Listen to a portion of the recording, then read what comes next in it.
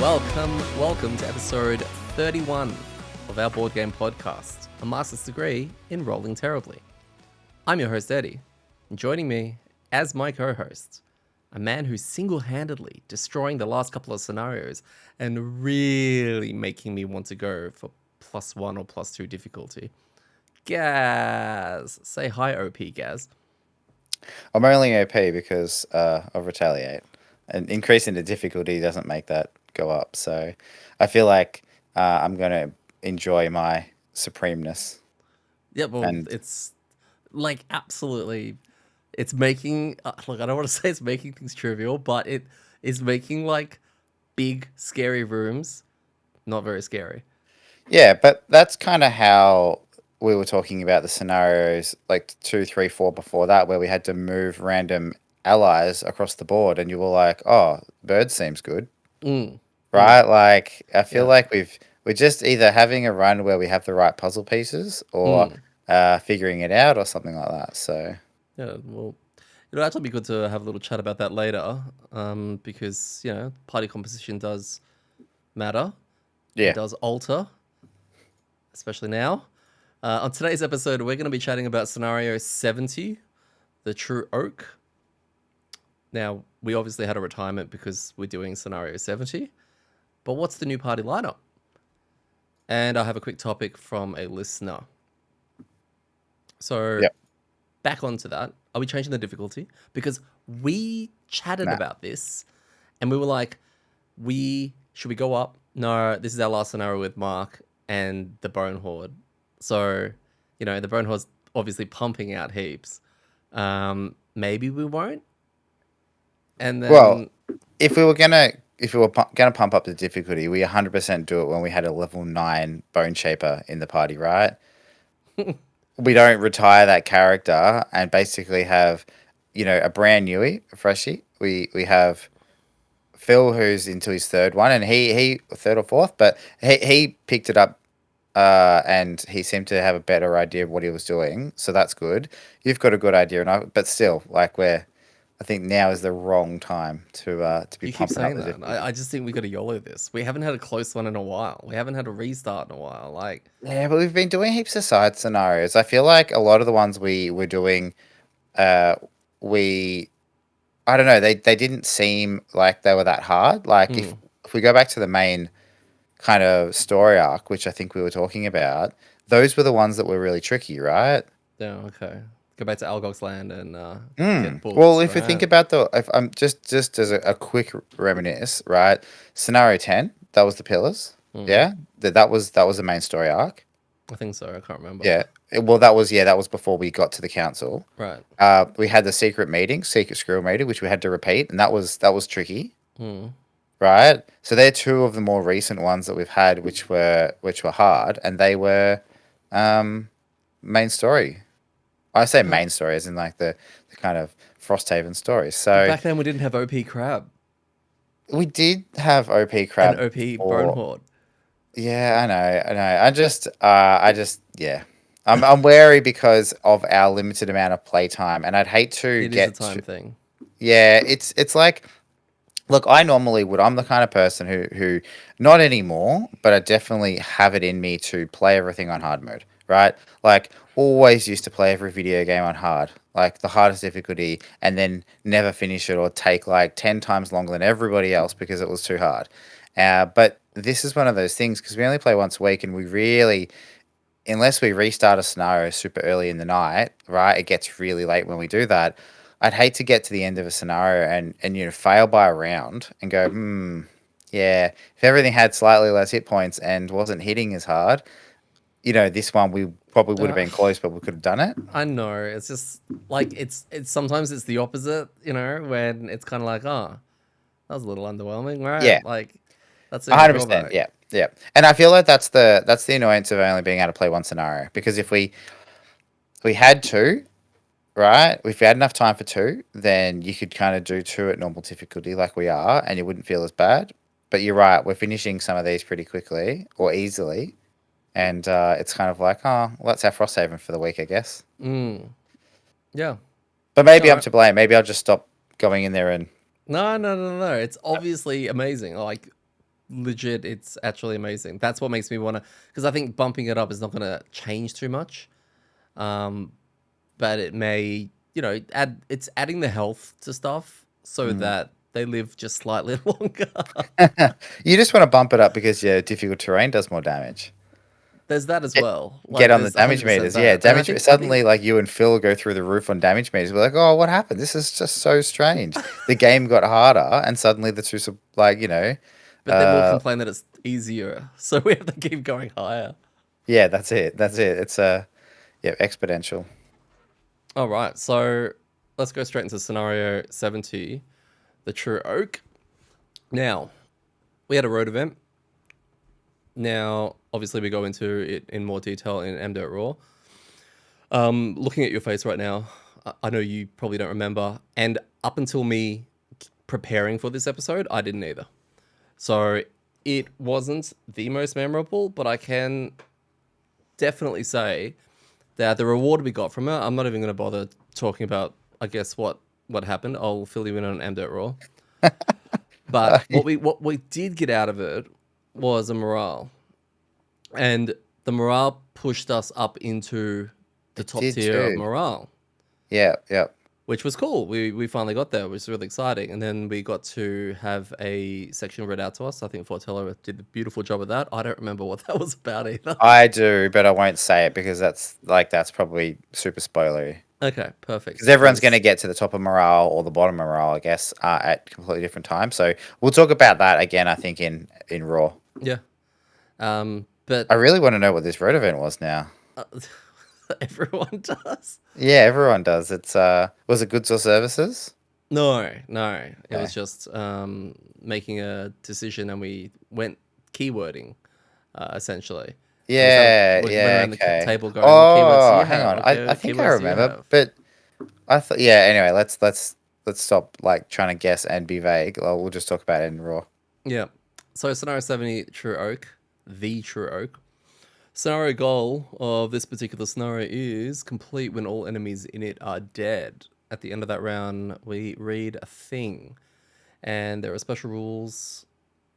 The Great Oak has now had a formula, and I've just guessed it, even though we played it. I've guessed it for the purpose of writing these notes. I think it was 48 or 42 or somewhere around there. Yeah, it's 40 something. Yeah. It goes at initiative 1 for monster focus, and if it gets killed, we lose. Yep. And that's pretty cool. Reading that kind of stuff, we hadn't seen it yet. I was picturing in my head when we were, because we saw the first corridor, that it was going to be like the Raven's Roost kind of situation. Yep. Monster combinations in this, we actually had hounds again, we had guards, and they were both in the first rooms. And then we had sun demons a little bit later. I don't think we haven't had enemy guards. We've only had friendly guards. That's true. We haven't. Now this is what I'm not too sure is, do the friendly guards, anything with guard, do they share the guard deck? The same ones as the Algos guards. They seem to have a lot of, like, similar to the imps and maybe the archers. I think they probably do. Without knowing, I'd say that definitely sounds like a good idea. Well, because they're basically didn't do anything. They play a lot of nothing special, right? Yeah. And their abilities don't look that crazy. So from looking at this initially, it kind of looked a little bit like, this. I had a feeling of going back in time to a more simpler time going into this. Did you not feel that?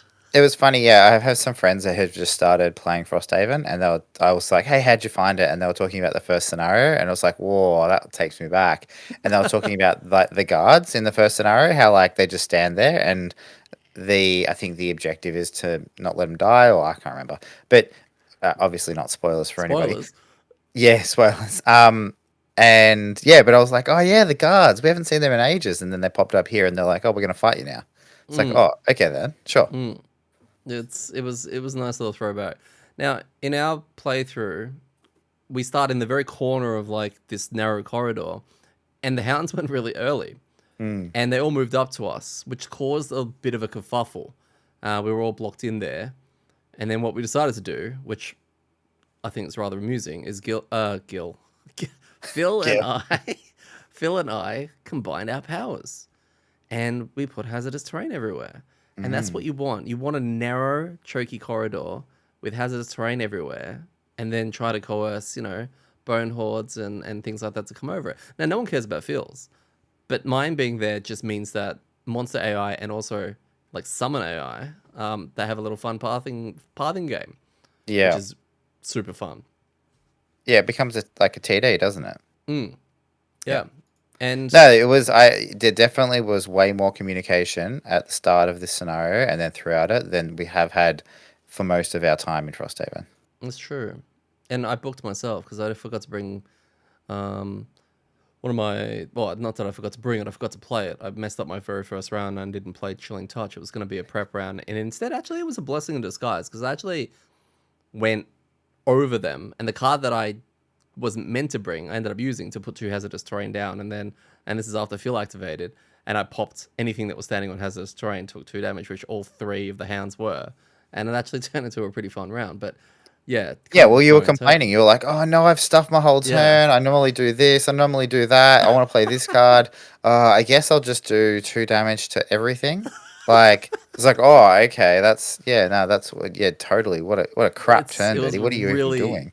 inconvenient 6 damage, but I'll take Yeah, it. yeah. So Well, Phil got a chance to do a bit of show us one of his abilities, which we had seen, I think, in the last scenario that we did, and that's his fire schlong, which he just slaps on the ground, and he got to do that quite a few times during the scenario, but he he was does it in the whipping it first out room. all over the place. Yeah, Yep. yeah, Yeah. and He was I not love it. afraid to just be like, "All right, yeah, this is. Hey boys, hey, I'm back." This is hitting the ground, Yeah. and then I get to pull and push everything through it. Yeah. To wrap it And up then in he a talked about nutshell, his eruptions and he's really got to erupt. Like I think he was stressing that he needed to explode. Like he's like, just have to erupt as soon as I go in this door. So but for a first room, this was pretty cut and dry, right? yeah. Yeah. Very cut and dry. So we open the actual doors in there and we make our way into the second tile and we get to see more doors. There's a bunch of letters on there as well, which I wasn't too sure what was going on, but upon reading the special rules, it cleared it up. And we saw the tree and it was kind of like, whoa, was that it already? Like, have we found it already? That was a bit weird. And we Mm. got kind of assaulted by the same mobs that we had in the first room, plus sun demons, which had to be. Now, this is the 4th scenario in a row that we've got flying units in a scenario. And I was like, oh, there they are. That's cool. Another bunch of flying crap that we have to deal with. And these ones are the ones with advantage on their Yep. attacks. But, I mean, this one's quite spread. And there was one thing I noticed from this room. There were 4 or 5, I can't remember, in a semicircle around the Great Oak Tree. And because the Great Oak has an initiative of 1 for monster focus, we want to keep them away from it, obviously, because if it tires. Our mate Phil has this amazing ability to just throw obstacles or create obstacles where he wants them. He blows them up and turns them into lava and then remakes them or condenses them into an object again in this weird way. But it was so good because he literally can decide the landscape of where creatures go. So there Yep. was one bit where the creatures were on the right hand side or the left hand side, who cares? And one of them moved next to the tree and started, hitting it, whatever that we were focusing. And the others had no choice but to come all the way around and through all of the lava just to get Yeah. to us. Yeah, it was interesting. He it was such a weird room because when we went in there and even like after because he pretty much exploded his eruption thing all over the place on one side of the tree, he did that and he didn't think much of it. It was like, okay, cool. Well, there's stuff everywhere. That's good. You know that things took a bit of damage, but the key thing I was saying is that like because I think we opened the door and they wailed on the tree a bit, but we needed to get in between the monsters and the tree Mm, because once they were next to the tree, they were never going to target anyone but the tree because it was going initiative 1. So we were kind of looking at one side where we could do that, but then the other side was so far away. I'm like, we're not going to get there because one of the hounds moved up straight away. As soon as we opened the door, it went up and just started munch, munch, munch. But yeah, the other ones we had, I think, a sun demon and a guard. And you're right, because of where he put the obstacle and the terrain, it basically pathed everything around. So it Mm, saved that side because otherwise it was going to be a pain in the ass because we're going to have to run over there and fight them and like while we're fighting the other ones and it really wasn't going to work that well. So yeah, it was a really clutch explosion. mm. Um, And it was and very, yeah, very narrow, very tight. So very mm, little room for maneuvering around this tree, because it's basically a corridor with a tree halfway through it. yeah, So yeah, no, that was really really good. I think Gaz did some stunning. Actually, there was a really cool moment in this when I did my look. I'm getting low on cards, and I haven't really had a reason to birds yet. Birds, birds. And Phil was like, oh, he no. Phil asked me for birds the round before, and I wasn't ready to use it. yeah, So Phil has this ability, which is kind of like fire boots, and I think there's moving or jumping or whatever, and he leaves tokens behind, right? Where whatever he exits, he leaves a fire token behind. That with birds, which I've only just made that connection, which is why he wanted it, would extend how many tokens he leaves behind, which is actually insane. mm, And he was asking for that, and I didn't have it ready when he wanted it, so he used it anyway, and only made two. I could have made that four, which is nuts. But yeah, we birds later because we were prepping. I'm actually discovering. Have you noticed that I'm now the door opener, and I'm always doing it with birds, and I'm fine with it. So I go early, I open the door, I have a quick sneaky look with my three, four if I use my boots, and then quickly do a U-turn, and then everyone just starts flying in on giant owls. yeah. Yeah, well, it's tricky because we have both Mark and Phil play. Oh, I don't know. Actually, that's not true because Phil's been getting right up in there. I don't know. Yeah, it's weird that you've been the one opening the doors. Although there was one that I tried to open the door, but then I needed to go back and save Mark's bone hoard. So, but yeah, it has been a bit weird. I think it's more just weird we've had doors, That's true. right? Like when Mark joined us like 2 months ago, or however, 8 weeks ago, yeah. He was just like, oh yeah, cool. And then I think like the next 3 or 4 scenarios we did just didn't have doors.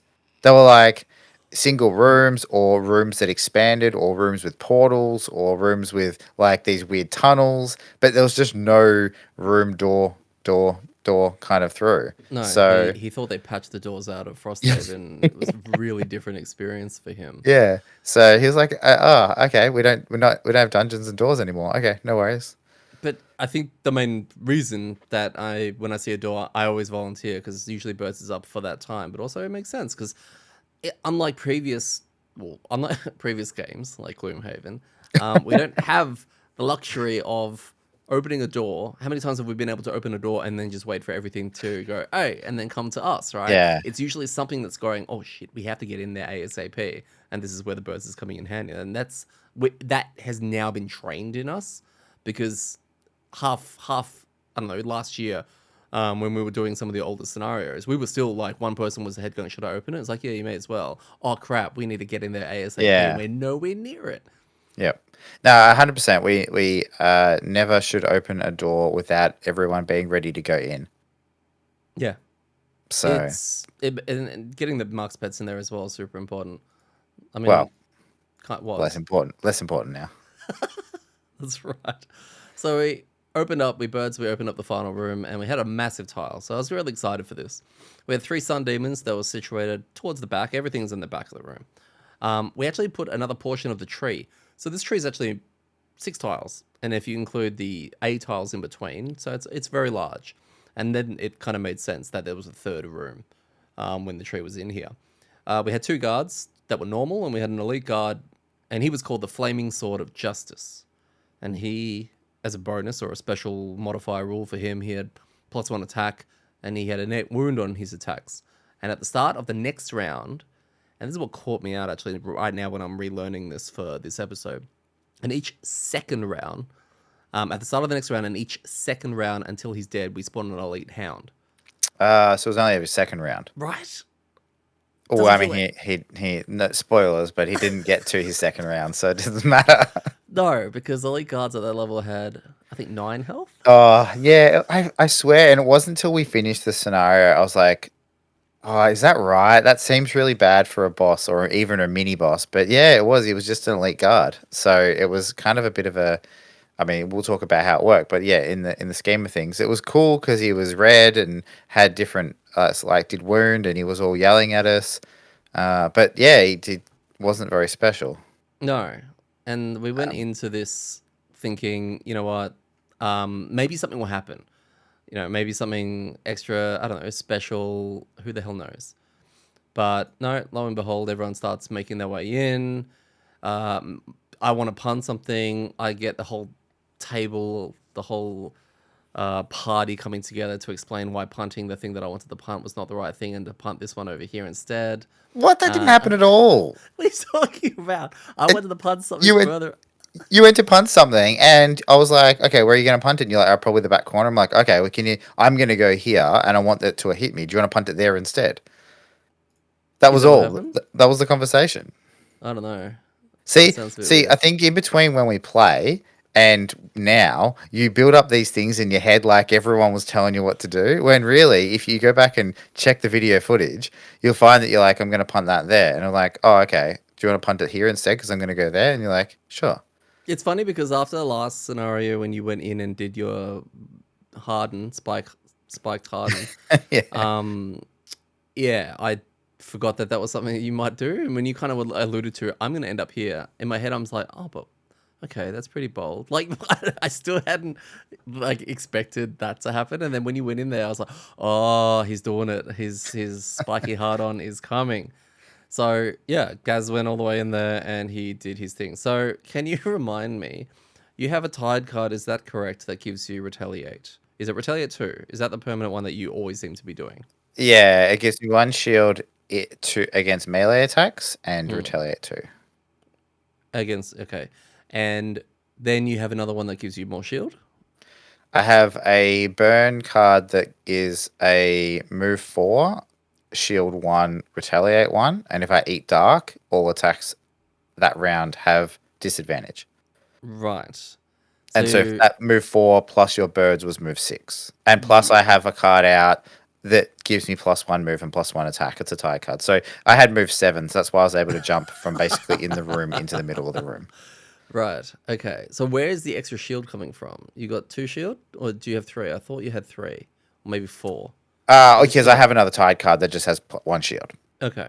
So normally, yeah, normally my starter is a tied shield. Like not my just first turn, but my first kind of tied up, I guess. If you are getting all my cards out, Yeah. I end up with 2 shields and to retaliate, and then this one pumps it up to 3 shields and the retaliate. And I do have another bottom card that I can play that gives me 1 shield and heal 1. So I think that's what I did last time. So that's why I ended Right. up with 4. Right. I can't Okay. remember if I can't remember if I had 3 or 4 this time, but So that's 3 retaliate, and then you've got the pot that yeah, gives you another 2. yeah, So then you rock up with 3 shield and retaliate 5. yeah. And the stars align perfectly. You go in there, everything swarms you, and it is beautiful. Pretty much, Everything yeah. hits you. Everything's throwing cards left, right, and center. Gaz is taking next to no damage, and everything takes 5 damage. Pretty much, yeah. Which, like, and there was no ranged units in this. Like, at least the Sun Demons, they may have a ranged attack. I can't remember, but they weren't using it. Yep. They just walked straight in, and everything was just munching on you, and you didn't care. Everything was just taking so much damage, and because most of the actual creatures in this scenario at that level, normal guards have 8, elite guards have 9, hounds, like the Sun Demons had 11. It's like, okay, like there goes all of their health. Yeah, well, it puts everything down to like half, right? Like that's kind of what we found with the robots and the skeletons. Yeah. And the good thing with the skeletons and the sun demons, skeletons from last week, sun demons from this, is that the shields make them like give them that like kind of it's like health versus kind of I can't think of the right word for it, but it'd be like effective health. Yeah. Okay. Because when you've got shields, right, it's going to obviously, you're not going to do 11 damage to something in one hit unless you fill on his Deathwalker. So, or now we've got McTruck, Bone Shaper guy.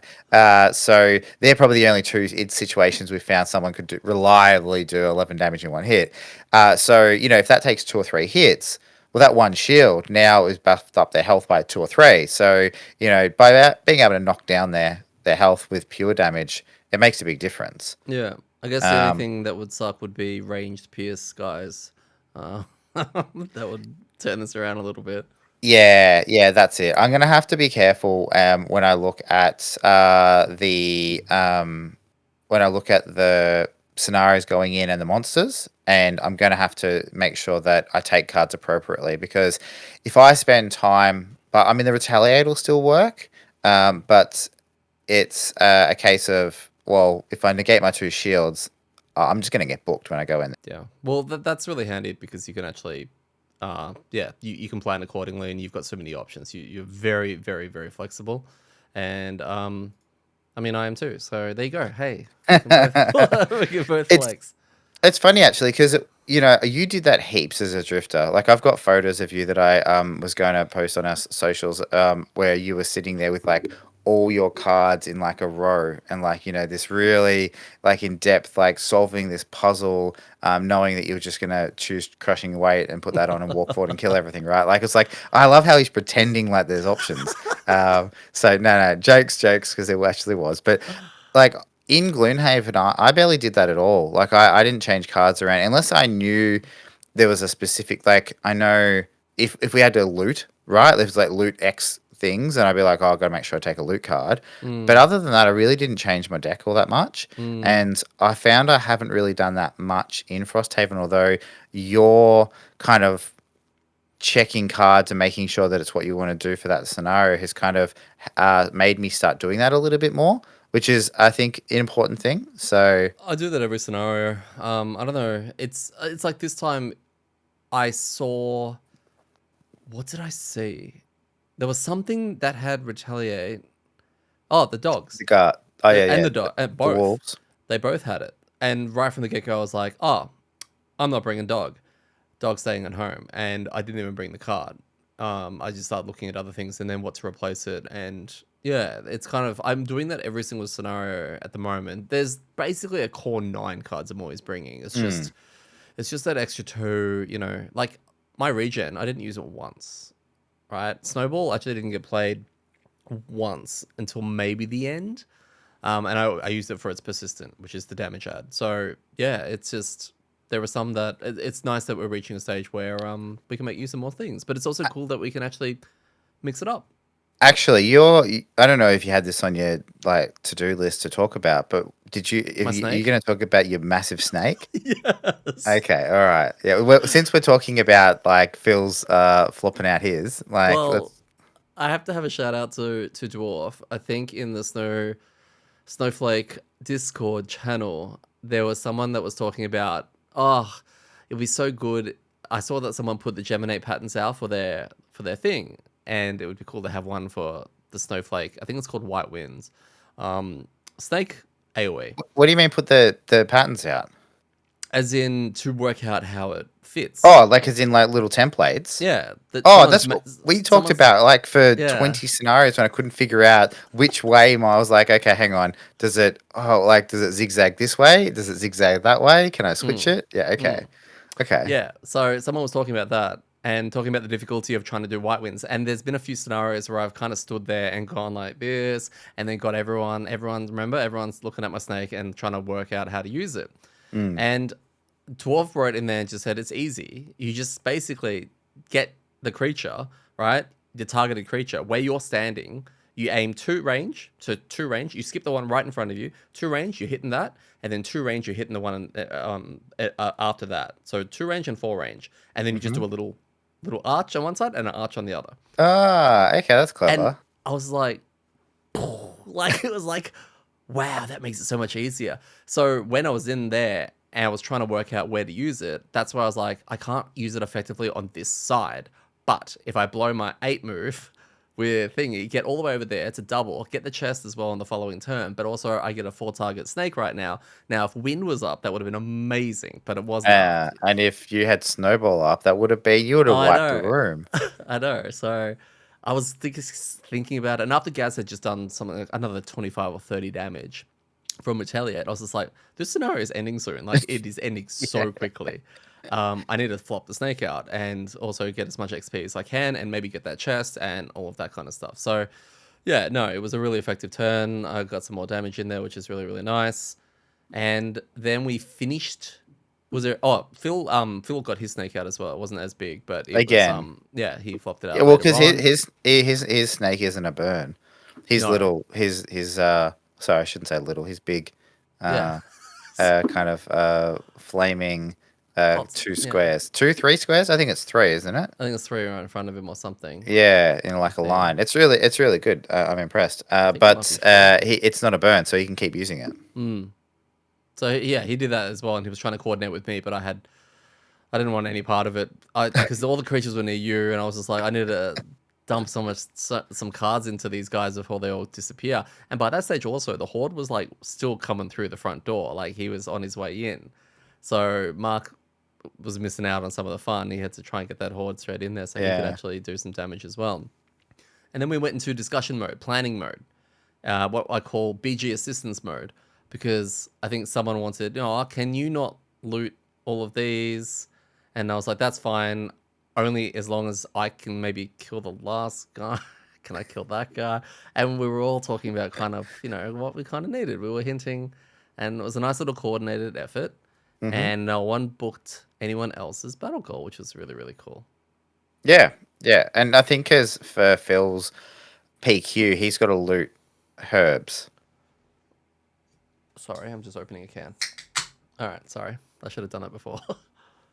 I think for Phil's PQ, he's got to loot herbs. So Oh, he's keen on looting. So which yeah. is fine because I don't usually loot, except for now. Apparently, all the loot is surrounding me, and I have a loot one, so I loot all the time. Yeah, yeah, you do some you are replacing Mark as single-handedly funding Frosthaven at the moment.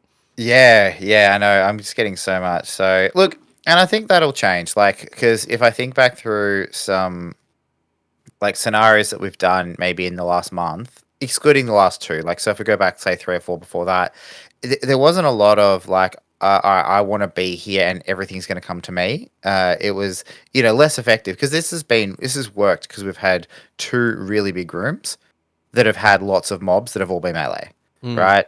Whereas there, if we look at ones where they've either been range or there's only like two or three mobs at a time, it's suddenly less effective because I'm only being able to do it to three targets. So yeah, it'll. I'm just trying to make the most of it while I can, definitely. and I feel like then also the loot won't flow as much. So. Probably not, but you got a healthy amount then.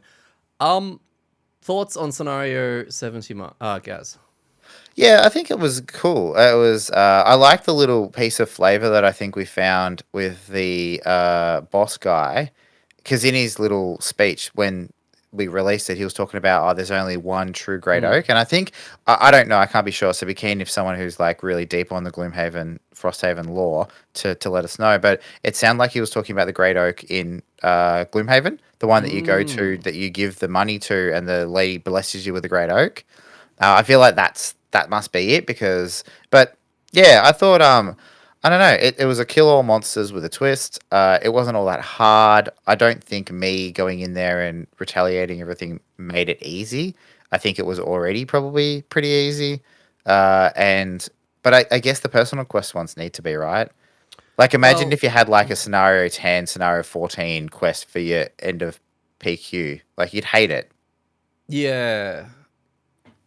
This is like okay. So I thought this was fine. I actually thought it was a great scenario. Actually, there was a bit of tension in there, like a little bit based on the potential of what could happen, The especially in middle that room. last room. Yeah, the Well, second room I was both. looking at going like, well, hang on, the dogs just hit it for like 12 in 2 hits. Mm, If those flame demons get next to it, they're going to hit it with advantage. So they're going to hit it for about 4 or 5 each time. So that 44 life could go down really quickly. And we didn't know what was in the next room. Like it was mm, like we assumed that, well, we want to get this thing through on at least like 20 or 30 health because, if these two or three mobs were able to burn it down in, 2 or 3 turns, like what's going to happen? So mm. yeah, I agree. There was a little bit of tension. Yeah.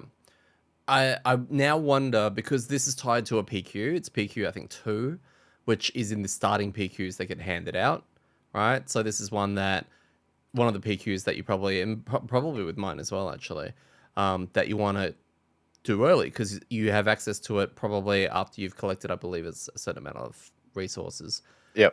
that you have access to it that unloads 69 and 70. So you're going to unlock it maybe while you're still in your first summer, but at least maybe in your very early in your first winter. You're gonna unlock this fairly quickly, and I'm wondering whether or not it's still like an early scaling, like an early not a scaling, but an early complexity compared to things that you'll get later. And we have just finished our first year. We've now gone back to do a PQ, a quest that technically we may have gotten when we were still on our OG party at maybe level 5 or level 6. So was it because of that, right? That it probably felt a little bit easier because we've since then had more challenging situations. Yeah, it's a good point. That's a good point. It'd be interesting to know how that scales, and because we're getting a new PQ added to the deck every time someone retires, aren't we? That's one of those things that gets added. Yeah. So you're right. Like maybe some of those become a bit more complex, or not more complex, but just more difficult. Yeah, it Mm, could be. Could be. yeah. So yeah, other than that, because the last room, honestly, if that guy maybe double his health or something, and make him a natural named, like a natural, like a mini boss, kind of like when they just go here. This guy has, and they scale the health up for a certain thing. The fact that he was an Yeah. elite, definitely made it less tense. Because if he was up for a couple of rounds at least and got some hounds out, it still probably would have been quite achievable.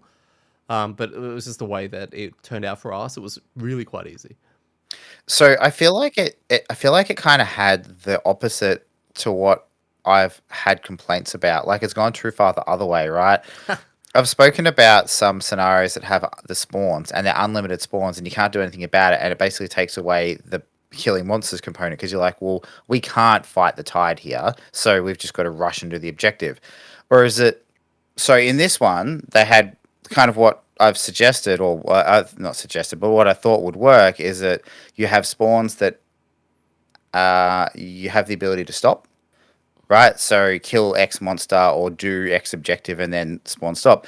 The problem was the thing was too easy to do. Mm, Like it was like, okay, this guy's going to spawn hounds every second turn. It sounds like, but he's only got 9 health. mm, Now, even with 2 shields, and if I hadn't retaliated, well, that's not a lot of health. That's like 2 or 3 rounds of whacking, and I guess then that's done. So yeah, it would have been cool to buff him up again, give him 20 health or something like that.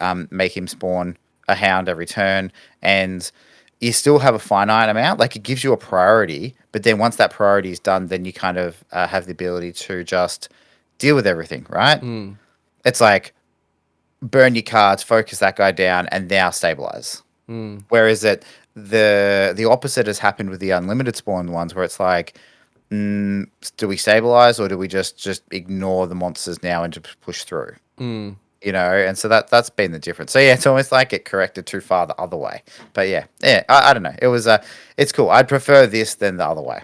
Okay. It's given me a little bit of like now that we've finished this, right? The next one is my PQ, right? And that Mm. chain. So I'd be curious to see whether or not that is like, oh, PQ2, or the one that he had that we just finished is like the easiest of the PQs that take you into scenarios, and then mine's next tier up, and then maybe we've got some new ones in the pool that may be harder that we'll have to face at some stage later on. But Is yours a later one or a starter one? I'd have to double check. I think Yeah. mine might be early as well. But we've Yeah. Okay. done one of mine, and it was the ice one with the ice slippering around and all that, and that actually felt probably harder.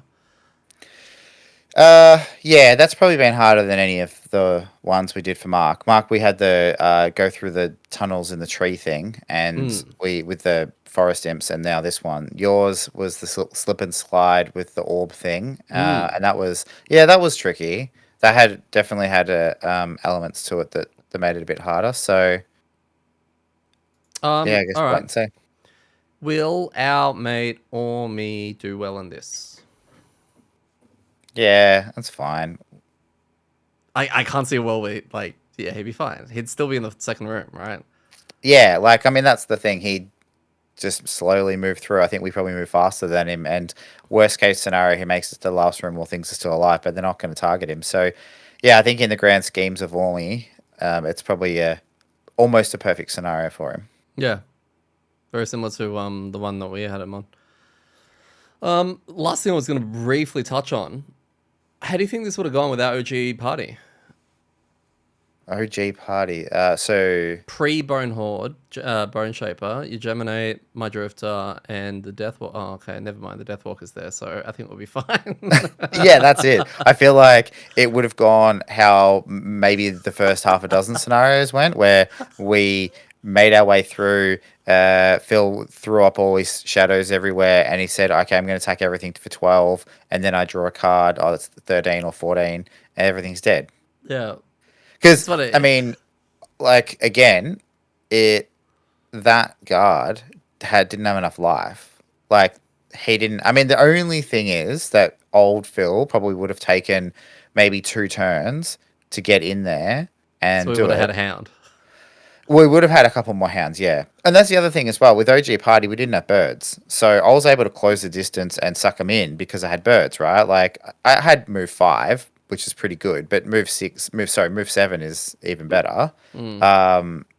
And I don't really think any of us. Oh, no, your Drifter could do big moves if you had your sneakers on.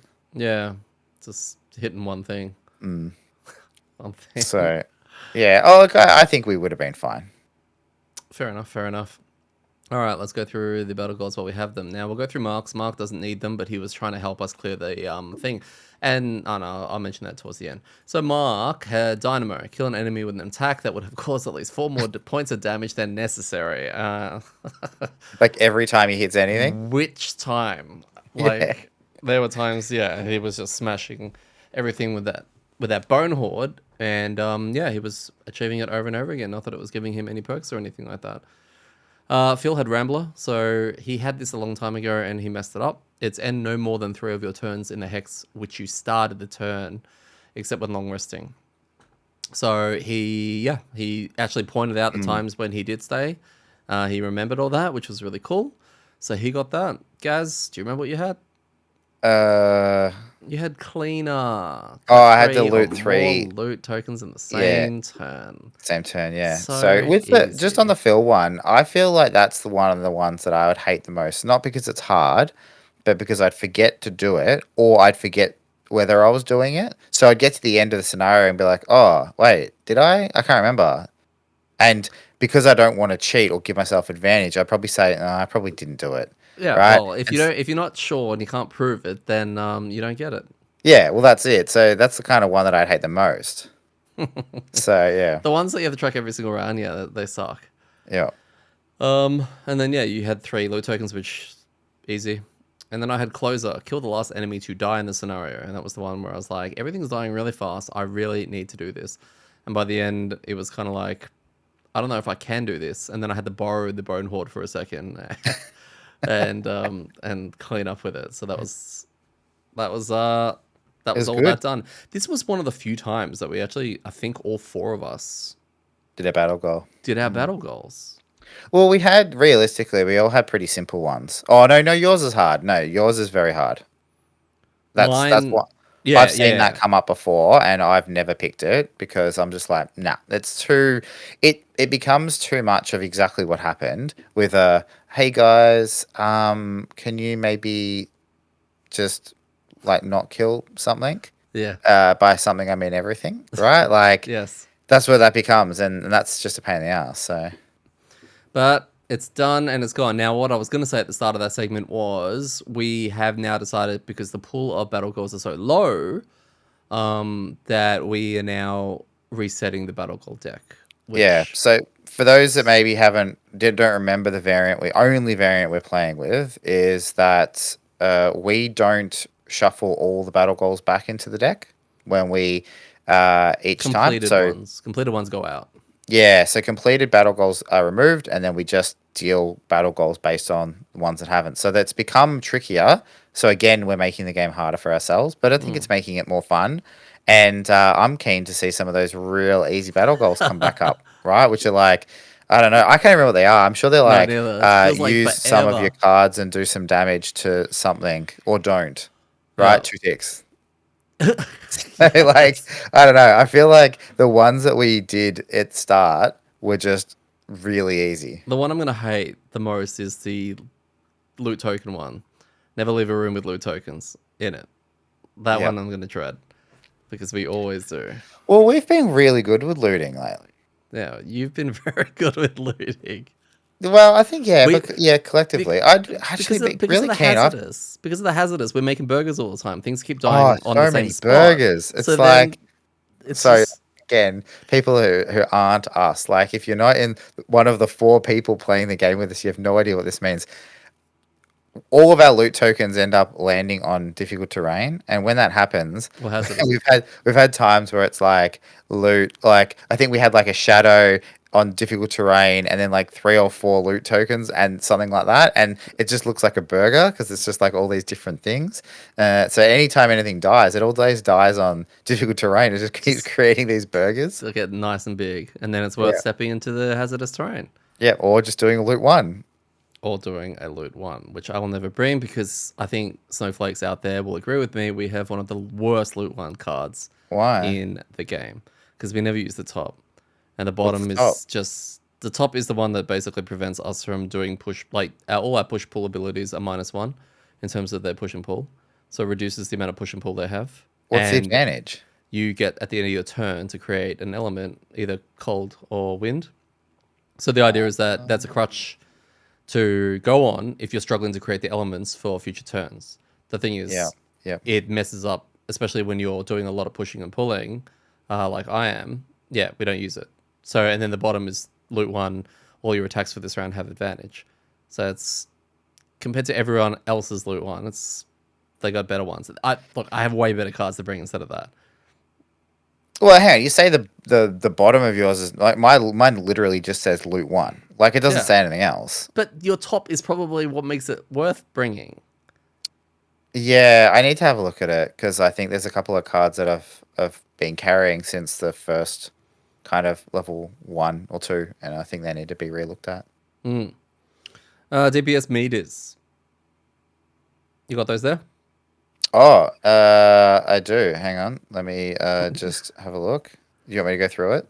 No. I'm just saying you can if you wanted to look at them. Oh, yeah, cool.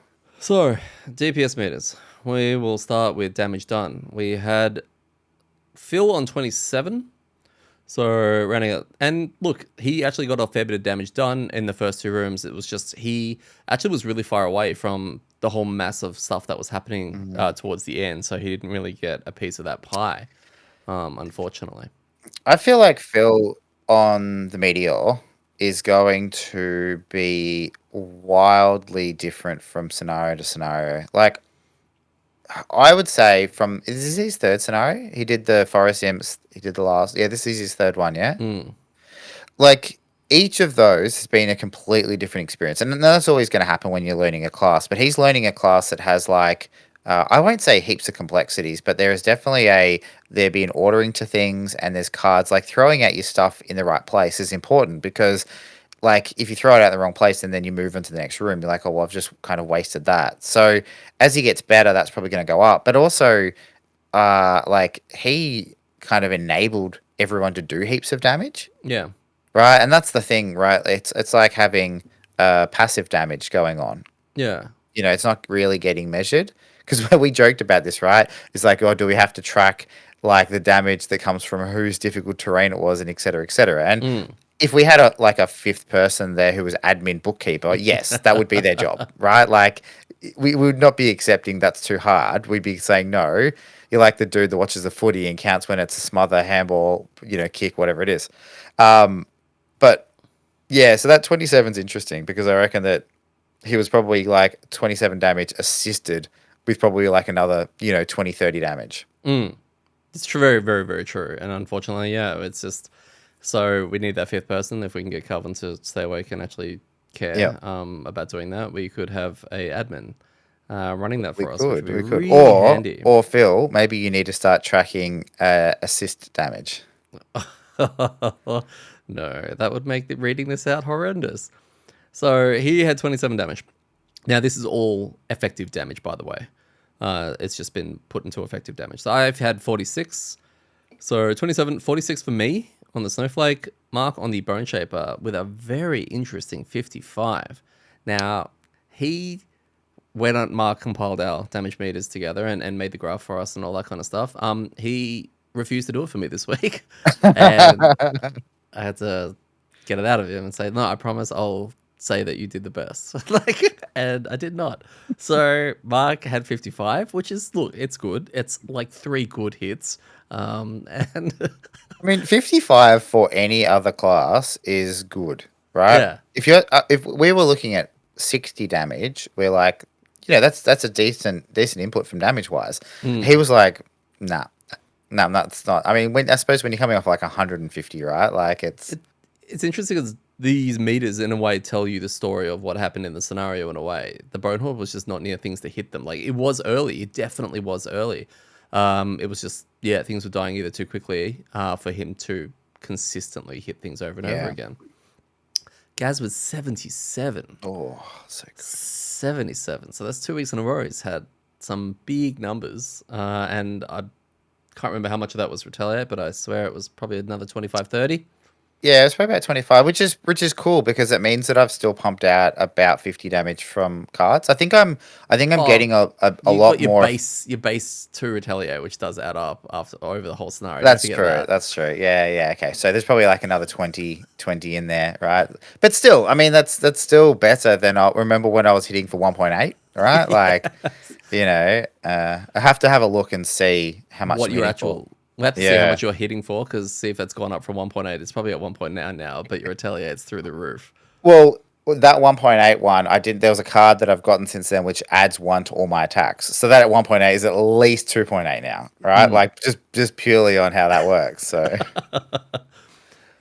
Tanking. So damage taken. I took 2. Don't remember. Gaz took 47. hang on, I'm looking at the graph. Is that saying you took 3 and mitigated? Sorry, took 2 and mitigated 3? It's my mitigation separate because mine is ward. So remember, I'm tracking ward mitigation.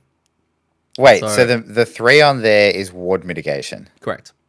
I placed a ward on someone. They got hit for 6. Ward 8-3, and I counted as mitigation. So just as a just, I I need think numbers. I think I made this comment when we were playing. Yeah. We've been randomly hearing about different groups, how this game goes from full co-op to like absolutely not co-op, right? Like, as in people play this game and say it's not a co-op game, like, it's an everyone against each other game. You just happen to be on the same side type thing. I feel like we don't fight or argue over decisions, over loot, over really anything. Like occasionally a battle goal might come up where people get a bit narky because someone needs something. But for the most part, it's so civilized and everyone's super friendly Until until it comes down to the damage meters, which is completely not part of the game. It's like what do we've you managed to mean? avoid all of the actual components of the game that are supposed to make conflict, within the party, and we've gone like, no, let's not do any of that. Let's fabricate this other reason why we should fight and pick over what we're doing and book a scenario, right? Yeah, yeah. Like it's like variants. So our group has a variant where we track numbers based on performance, and then we try to screw each other's numbers and claim numbers that probably aren't even there. But that's how we It's have just so fun. it's so dumb. And so now Daddy's been tracking his own regen numbers and ward mitigation numbers. Damn straight. Because I feel like they're very important and they get missed out on. Yeah, yeah. So This is how he measures his worth. so so 2 damage with 3 mitigation was dirty. So I only really had 1 ward. I actually had a second ward out. It's just it never procced. I think Phil was running around on full health the whole time. Basically. And then Gaz took 47, and he managed to mitigate and block 21, which is a lot of shielding. That's a lot of, like you said, effective health, right? Phil did take 5 damage. Must have been before I put the ward on him earlier on. Didn't mitigate anything, and Mark took 22 and mitigated 2. And then we have healing. Phil had 2 healing. Probably from a rest. I don't know if he's tracking my long rests.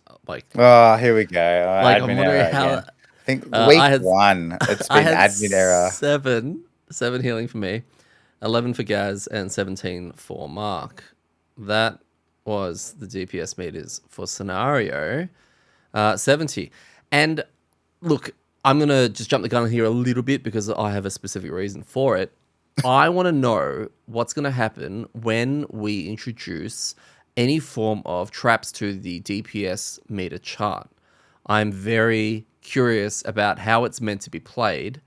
If a trap goes down, let's say it's a scout or an archer, or there's one already built into the scenario, and or one from a character that can put one on the floor, and I push a unit through it, does that character or person get the damage, or do I? I can't find anything in the rulebook. What do you mean? Does it get the damage meter? Is not. Look.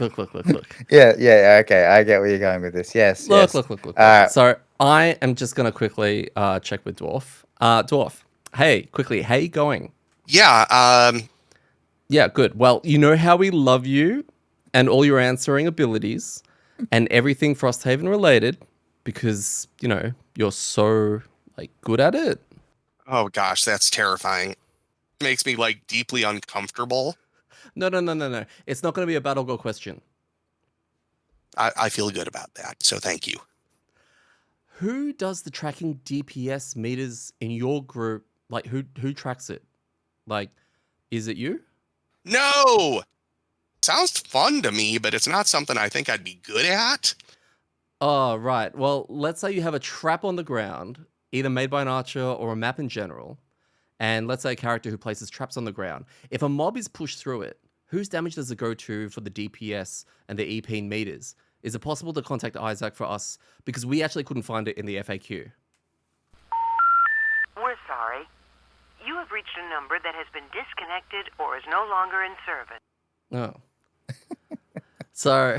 Well, it's good that we have Dwarf, who is really there and jumped on the call just to answer those questions.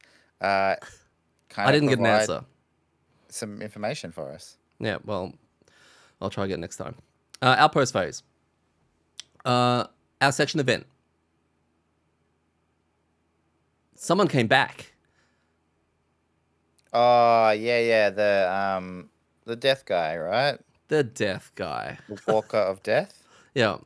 And he was happy because he was doing grave stuff. I don't know. It was building a graveyard, I think. I think he was doing that, and he was putting people to rest, and people were mourning and stuff, and everyone was happy, and he had a smile on his face, and But it's always cool when you see characters come back. Yeah, and I don't know what it was, so it's not really spoilers. It kind of is, I guess, but whatever. It's a starter class. He gave us a sticker that we already had. Did he? No, I thought he just gave us a morale, and we were at max morale, so he gave us this was the continuation of people coming back to not really help us, minus the drifter. Yeah, that's right. Yeah, we're at max morale. So, yeah, I feel like the return is, I don't know. It's been downhill since the drifter. Let's be honest. Pardon? It's been downhill since the drifter. Let's be honest. It's been downhill. All of them have been downhill. None of them have been up the hill at all. It's so. I just really quickly, I don't want to go too far into this, but in Gloomhaven it was random and there were events, and then usually when you did the right thing, you always lost something. I think we talked about this in the first episode, but I remember playing through recently, and they'd retire and they'd come back, and you were like, okay, well, what do I choose? And it felt really like you'd have a choice to do with them because it was just a normal event. It's like one of them you'd get something good, and the other one was really bad. And that sucked because you're like, oh, come on, that character's come back. It should be kind of interesting. I feel like with these, they've kind of, having the dates in there is really cool because it means that they do come back at a certain time. You are going to get them to come back. But it just seems so lackluster what we're getting. The random item I know that could have been anything, right? The fact that it was a shovel is just hilarious and provided so much joy.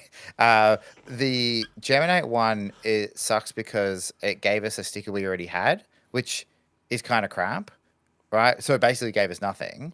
And then this one gave us a morale, which again is kind of cool. And I feel like now that we've gotten to the top, we're going to start burning our morale. So that's semi-useful. But let me interrupt you for 1 second there. Someone was actually asking about how to get the sticker that we got from the Geminate because it was blocking out a scenario that they wanted to go to and they couldn't go to it. And Okay. they were like, "How do you get it?" And someone answered, "You have to finish this scenario," and it was a scenario we finished. I think that's what happened, or either that was from a road event. God, my memory sucks. I felt very confident about that for a second, but either way, so technically, it could have actually been really Yeah. handy because we were like, "Hey, we didn't know how to get to there, and now we can," which is really cool. Okay. It's just, I Yeah, I think it's more suppose. how it's lined up for us. And from what I'm reading online, there seems to be a decent population of the Frosthaven community, a decent amount of Frosthaven community that like avoids the Geminate with the plague, right?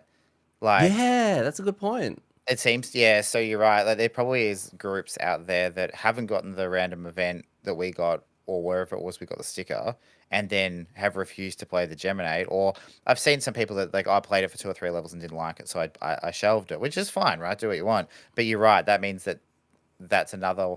It's almost like they were like, oh, this can be random and people may not get it, so we'll put it with one of the starter classes. There we go. Then everyone will get it, and then like, it turns out you picked the starter class that heaps of people don't want to play. So, yeah, Yeah. it's Uh, interesting. then we had an outpost event. Again, Roll will go Was that into the it. which one? No. That was the road event. Yeah. Okay, all right. So yes, this one was just a very sad individual, and we had to have a chat with them, and Oh yeah, yeah. Okay, sort yep. of, yeah. So, and that was cool. I didn't mind that. That was cool. I don't know. I like that. It was Yep. different. We had leveling up. Did Yep. we? I leveled up. Yeah. Oh yeah, you did. And yeah, really lackluster. I think it was 6. 'Cause you're Yeah. 7, Okay. yeah. No, I'm 6. So you would have Yeah, been okay, so I 6. just caught up. Yeah. Yeah, I don't know. I'm probably gonna have all the crab people come at me now with their claws saying I'm an idiot. But I looked at both cards and it's like, meh. Yeah, Like, yeah. You pass them around. We're all a little bit meh. So yeah, I think they weren't bad, but I was just like, oh, I don't think any of it's doing anything that I really want to do. So I think I went back and got like a level 3 or 4 card that uh should be able to slot in. okay. So yeah. Yeah. Not like you needed new cards, to be honest. Yeah, well, I do. And Because Retaliate drops off. oh, It does. okay. Oh, okay. And then yes, we had a retirement. So we say goodbye to the Bone Shaper. It wasn't really a surprise because we did scenario 70, which meant someone had to retire. And the Bone Shaper finally sets off into his bony sunset. Oh, Gramps. See you later, mate. Yeah, which, I need to add up the amount of scenarios that Bone Shaper was around for. It was around for an incredibly long time. It was nice that we got a retirement out of it because we finally get to unlock a building that, funnily enough, tied in with Phil's PQ as well. We worked out. So then we started playing, okay, what's everyone's, like PQ that they've got, that what envelopes does it unlock so we don't overlap? Because that became a thing that we were a bit worried about. But we actually got a garden out of it, which is really cool. I feel like probably would have been really good a long time ago. Yeah. People are like, why do these guys not have any herbs? Why are they complaining about? Why don't they just grow them in the garden? No, Uh, we don't know how to do that. no. Well, he would have been in every scenario except for like 3, I think. 3 or 4. Something like that. Yeah, Like because that's not. it was only about 3 weeks that I think we did scenarios without him, and maybe one more where Calvin was sick, I think. So yeah. Yeah. So yeah, we got a garden out of it, which is pretty cool. He retired and he created the trap. So he has decided to go with the trap, which is why I really need Dwarf to get back to me about that DPS question because I don't know how we're going to track this, and I don't have an FAQ to look into it. Maybe we have to start the DPS meter FAQ. Well, I mean, from what I hear, Dwarf likes new questions as long as they don't revolve around battle goals. Correct. So I'm sure he's That's happy why to add a DPS section to the FAQ. I mean, if that's what the people want, right? 100%. 100% of the people in our group want that. Yeah. So he made a trap, and what was really cool this time is we actually got to film him going through everything. This is what makes Frosthaven and the way I guess we're doing it so fun. is that moment when he got to unbox it. We were just sitting there going, whoa, hang on. We have to make sure that we finish our outpost phase. We have to make sure we do this and this. And he's sitting there holding it. And then I had to give him the mini. And I said, no, you have to open the mini first. Like, and Gaz is like, you have to read the card first. Yeah, Right? yeah, yeah. It's And like he's getting a sitting there. present. He was like a kid. He's like, I just want the remote control card. It's like, no. We gave you this present. You need to read the card first. You have to open up and look at the mini and do this in the right order. Mm-hmm. And yeah, we got to see the mini. It was really cool. I thought it was way better looking than mine. I think I'm in the minority on the Snowflake mini. I think most people really, really love it. I'm not a fan. I just think it looks derpy. And yeah, we got to have a look at the mini. That was really cool. He started reading how the trap class worked. We're all sitting there. I'll actually throw a video up of this actual conversation on the YouTube when I get done around editing it. It was just a lot of fun to get those reactions as we're discovering kind of what it can do. It was like even things like the heel traps, which like I joked about forever ago, and I know this may be something that's so obvious to a lot of people who knew about this, but it was such a fun surprise to see that. Not only that, bless traps, right? Things like that do blessing, like positive, so positive and negative. He's got this system where we were not too sure whether or not the traps were going to do the trap damage, but they have their own individual damage, and he's got a heap of trap tokens, but it was weird because it was like, oh, you don't do trap damage? Oh, I guess that would be kind of busted if he was sitting there throwing 5 damage traps out, right? So he's got his own, and they start off really small, but he's got ways to increase them. He's got ways to, make them bigger and all that kind of stuff. It was just, like the other thing I said was flying traps. Now that's stupid, right? But he actually has a card that actually gets to, I think, lasso or bring one down, like a bowler or something, and then he Yeah, can. and it puts a token on them, so they just lose flying while it's on them. So it's not even Yeah. like a once off. It's like I think it's a persistent card that goes on it and puts his token, and then they lose flying. But then when they die, it comes off them, and you can play it again. Yeah. It Yeah, it's was cool. just so much fun. We didn't get to go through every card. Like sometimes it's fun to see them come out when he plays them. Mm. But no, I'm really excited that he's got it. It was okay, like a trap character that plays with traps, so that wasn't a surprise. But just the added toys and things that it can do has me very excited to see how it's going to play out, especially with our group, right? But also even on its own, just those pulling those levers and pushing those buttons is always going to be really, really exciting. I think it's going to be really interesting to see Mark play a character that's going to kind of rely on everyone else to do things. Now, not Oh, so much as in he needs us to enable him, but he is going to be throwing these traps out and kind of needs us to make sure we maneuver in the right ways or like help maneuver. You know what I mean? Like, mm, with the Bone Shaper, he was very much able to go, well, I could just focus on kind of me and make sure that I create the skeletons. And he worked with us. Like, it's not like he was just going off solo. But this is going to be a lot more like, well, I'm going to put this trap here and I need the dude to go into it. yeah.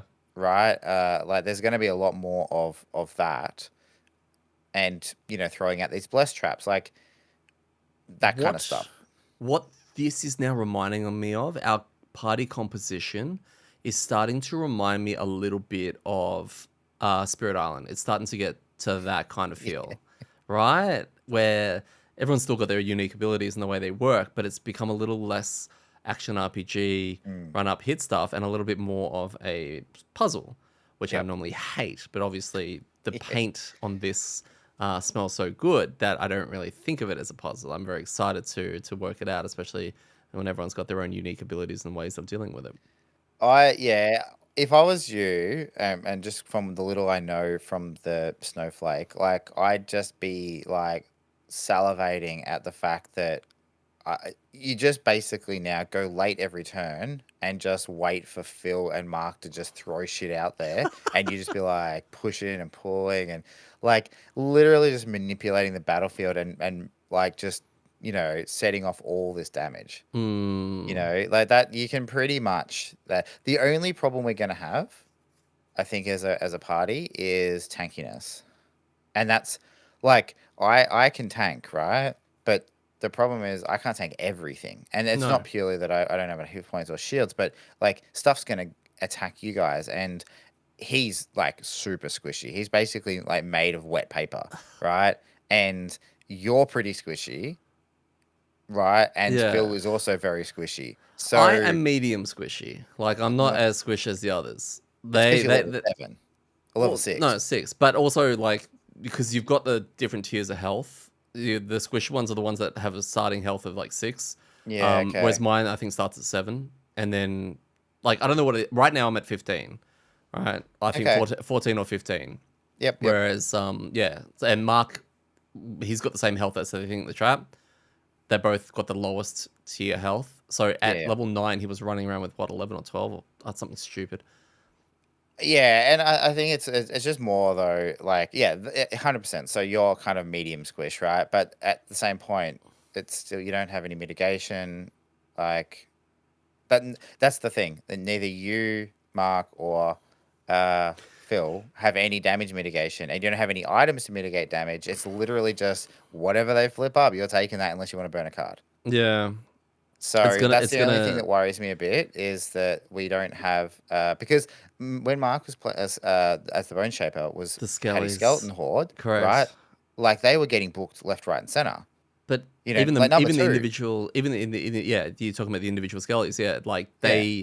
the amount of times they would take a hit before he could even prep to get it into his horde, they were dying, and it was Mm. frustrating him. But that was damage we weren't taking. We don't Yeah. have that Well, anymore. before before the Bone Horde, like there was scenarios where he's just like, oh, this is just ridiculous. I can't get anything else. Like, yeah, okay, but every time you're summoning a skeleton, that's taking like 5 damage off the table, which we're not taking. So I know it was frustrating for him because he's like, well, I can't do anything, but that was just holding back the tide. We don't have that now, right? Like I Hmm. was actually considering dropping one of my Tide shield cards, but I'm pretty sure I'm gonna have to double down and see how much more shields I can get. So. Well, very exciting times. I was gonna throw a viewer question or listener question that I actually had. I'm actually gonna save that for next week. Okay. And it's actually a good one. So I'm looking forward to having a bit of a chat about that. But no, we definitely found a way to fill the time as we do without even realizing it, and that's great. We love that, right? It This just is why we flows. started the podcast, right? Because Uh, we could sit there for an hour and a half talking about playing games and go, oh, now we don't have any time to play games. So, Pretty much. So we are going to wrap it up there. If you want to contact us, you can contact us. contact@rollingterribly.com by mail. We're found on Instagram at am_dirt. I always butcher this. Twitter @umdirt and youtube.com/@amdirt. And please, if you get a chance, jump over to the YouTube and have a look. We have some stuff there that we don't normally, we can't put in audio format. It's we've got our solo runs there. Gaz's solo run has gone up there as well. So, and I'm slowly, I like to think, improving in the quality and presentation of kind of what I'm throwing up there as I'm learning this all for the first time. We also actually recorded, and I've actually already put it up.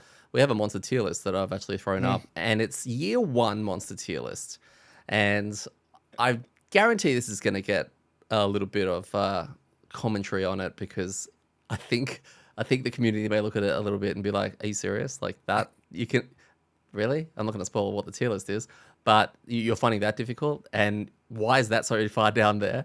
But this is kind of how we feel a little bit, with a bit of give or take in year 1, and we look forward to doing this at the end of next year as well, and just see how much of it shifts. But I'm looking forward to probably doing some other tier lists as well as we get going because they're actually a lot of fun and good conversations. when you say year, you mean Frosthaven year, not like Correct. it hasn't taken us a year to play 30 scenarios, and it's No, not going to take us another year to play another 30. no, it's a Frosthaven year. Yeah. Well, thank you all very much. Please stick around, and by stick around, get the next episode, which is amDirt Raw. Keep listening to us, please. Not right now, but amDirt Raw will be coming up, and we'll go into the road. Sorry, the road and outpost event. Sorry, brain just had to die. I've been Deddy. I've been joined again by Gaz. And remember, when it comes to rolling terribly, it's all in the wrist.